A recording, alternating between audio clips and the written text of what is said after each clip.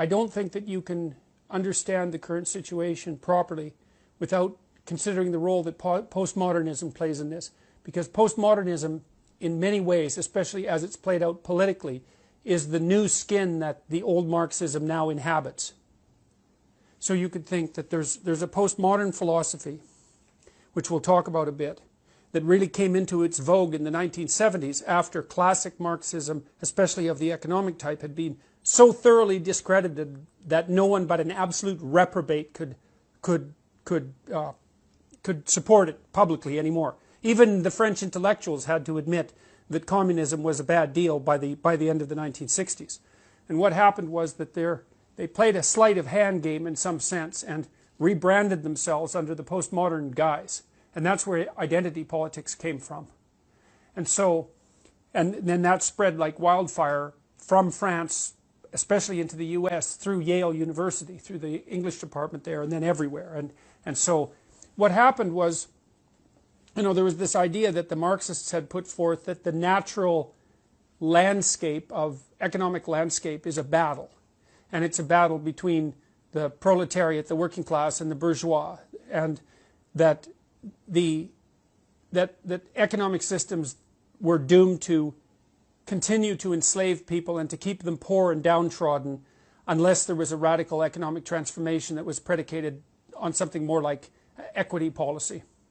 And then that was put into place in many, many places, as you no doubt know, throughout the 20th century, with absolutely murderous results. It was the most destructive economic and political doctrine, I think, that has ever been invented by mankind, and that includes National Socialism, because the absolute magnitude of the havoc wreaked by the communist systems exceeded that wreaked by Hitler. And that's, I mean, Hitler didn't have quite as long a time to pull his stunts off quite as effectively, but it was a catastrophic system. And one of the things that's quite interesting is that the full breadth of that catastrophe is not something that students are well taught in our current educational system, which has always made me very suspicious. For example, the students I teach usually know nothing at all about what happened in the Soviet Union under Stalin between, say, Stalin and Lenin between 1919 and 1959. They have no idea that millions, tens of millions of people were killed and far more tortured and brutalized by that particular regime, to say nothing of Mao. So look, what happened was that by the end of the 1960s, the evidence that communism was a catastrophic failure was so overwhelming that even the French intellectuals, and we'll return to them later, like because the French have a very long-lasting and powerful public intellectual tradition, and so intellectuals there are very influential. Even the French intellectuals like Sartre, Jean-Paul Sartre, the famous philosopher, had to admit by the end of the 1960s that the Stalinist, communist, Maoist experiment and all of its variants, not just those particular dictators, but all of its variants, was an absolute catastrophic failure.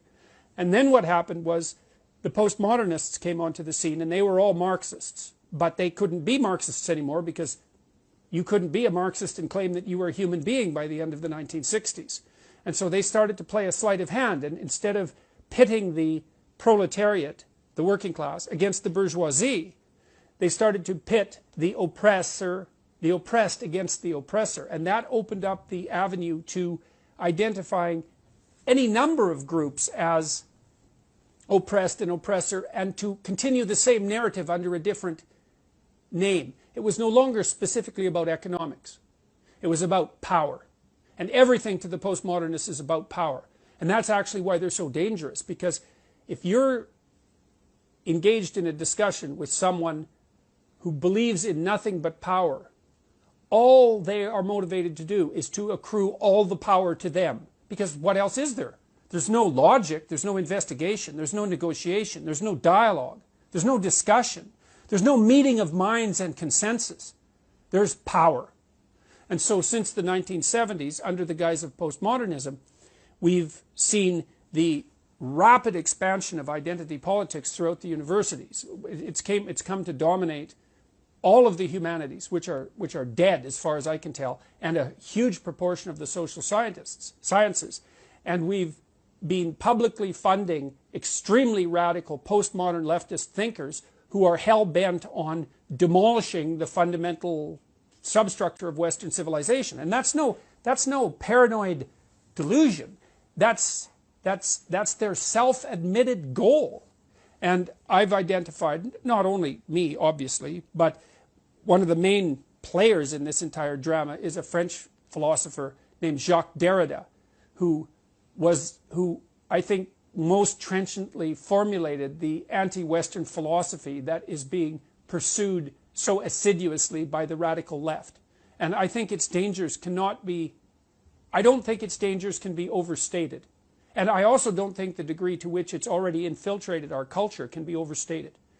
I mean, the people who hold this doctrine, this radical postmodern communitarian doctrine that makes racial identity or sexual identity or gender identity or some kind of group identity paramount, they've got control over most low to mid-level bureaucratic structures.